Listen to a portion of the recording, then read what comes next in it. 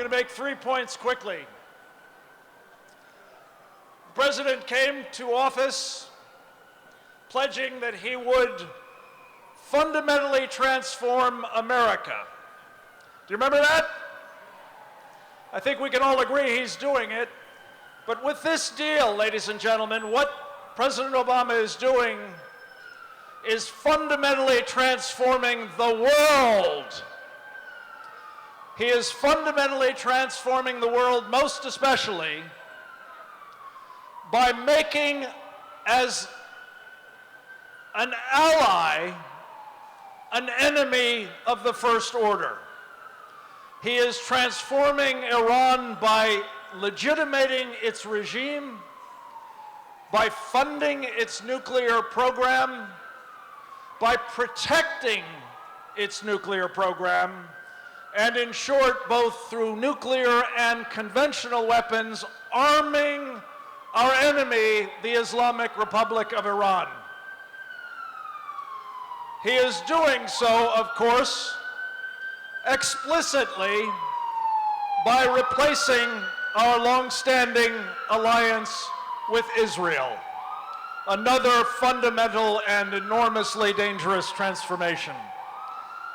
The second major point I want to leave you with, many of our previous speakers have spoken to this question: the arming, the funding, the enabling of the Iranian nuclear program, and so much more.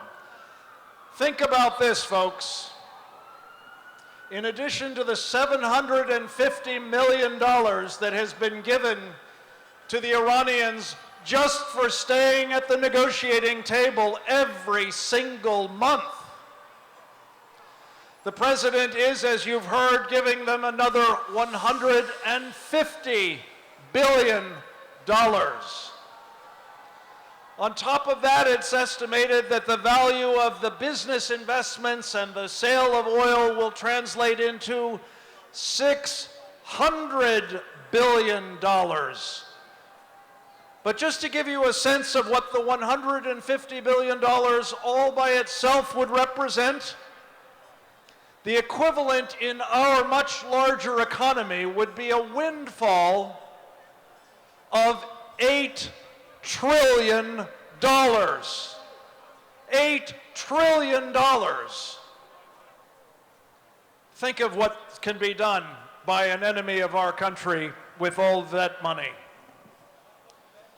Finally, what you need to know, ladies and gentlemen, is all of this talk about the Iranians posing a threat not just to Israel, not just to our other friends such as they are and allies such as they are in the Middle East or in Europe, but to the United States of America. Let me give you just one very important fact.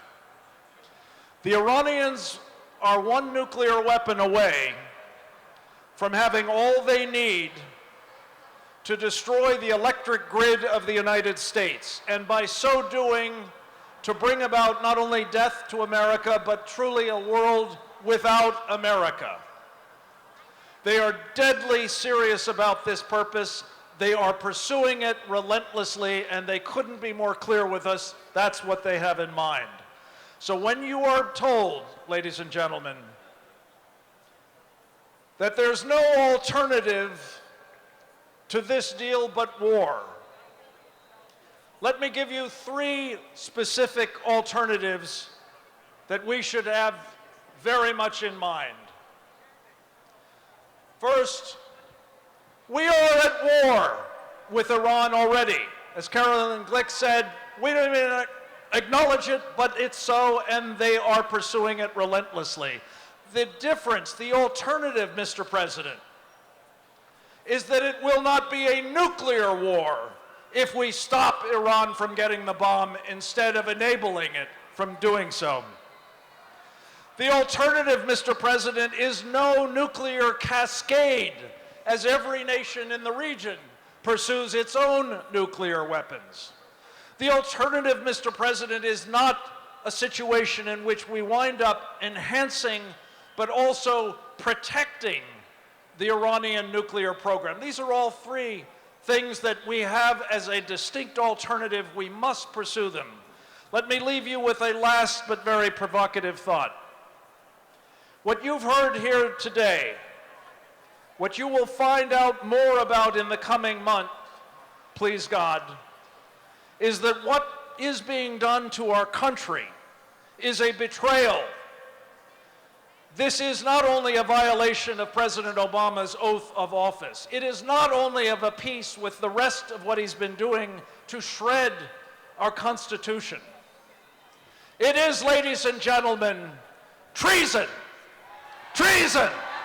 It must not stand. We must kill this deal. God bless you. Help us do it. Thank you.